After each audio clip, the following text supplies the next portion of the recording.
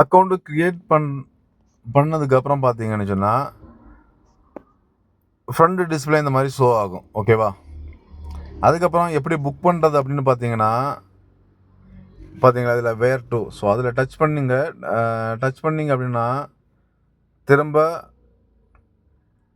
நம்ம எங்கேருந்து எங்கே போனோம். ஓகேவா? ஃபஸ்ட்டு பார்த்தீங்கன்னா நம்ம எங்கே போனோம், எங்கே இருக்கோம் அப்படிங்கிறத நம்ம டைப் பண்ணணும். ஓகேவா? இப்போ கன்னியாகுமரி அப்படின்னா கன்னியாகுமரின்னு நம்ம டைப் பண்ணோம்னா நம்ம கரண்ட் லொக்கேஷன் பார்த்தீங்களா, கரண்ட் லொக்கேஷன் அதை காணிக்கும் கரெக்டாகிட்டு. இந்த கரண்ட் லொக்கேஷன் நீங்கள் கரெக்டாக மார்க் பண்ணிங்க அப்படின்னா இந்த ஓட்டுநர்கள் கரெக்டாக அவங்க இருப்பிடத்துக்கு கரெக்டாக வர்றதுக்கு உதவியாக இருக்கும். ஓகேவா? எந்த சிரமமும் இல்லாமல் கரெக்டாக அவங்க ஸ்பாட்டுக்கு வந்துடுவாங்க. அப்போ அந்த கரண்ட் லொக்கேஷன் அதை கொடுங்க. ஸோ அதுக்கப்புறம் பார்த்தீங்கன்னா வேர் டு, எங்கே போகிறீங்க அப்படின்னு பார்த்தீங்கன்னா நமக்கு நாகர்கோவில் போகணும்.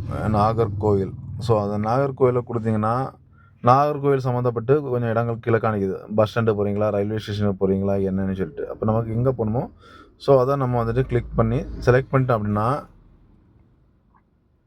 இந்த மாதிரி வரும். ஓகேவா? மேப்பு காணிக்கும்.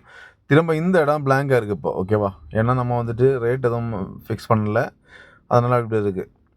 அப்போ இதில் ரேட்டு ஃபிக்ஸ் பண்ணும்போது உங்களுக்கு ஃபேவரேட்டான ரேட்டில் எந்த வண்டி இருக்குது, ஆட்டோ இருக்கா இல்லை கார் டாக்ஸி இருக்கா அப்படிங்கிறத நீங்கள் பார்த்து ஸோ அதை நீங்கள் செலக்ட் பண்ணிவிட்டு இதில் புக் ரைடு அப்படின்னு கொடுத்தீங்கன்னா ஸோ அது வந்து ஆட்டோமேட்டிக்காக டிரைவரை கனெக்ட் பண்ணும். ஓகேவா? இதான் டிரைவரை கனெக்ட் பண்ண பிறகு ஸோ அவங்க வந்து யார் அவைலபிளாக இருக்காங்களோ, நியர்பை டிரைவர்ஸ் யார் அவைலபிளாக இருக்காங்களோ ஸோ அவங்க வந்து அதை ரிசீவ் பண்ணிவிட்டு திரும்ப உங்கள் லொக்கேஷன் கரண்ட் லொக்கேஷனுக்கு கரெக்டாக வந்துடுவாங்க. ஓகேவா?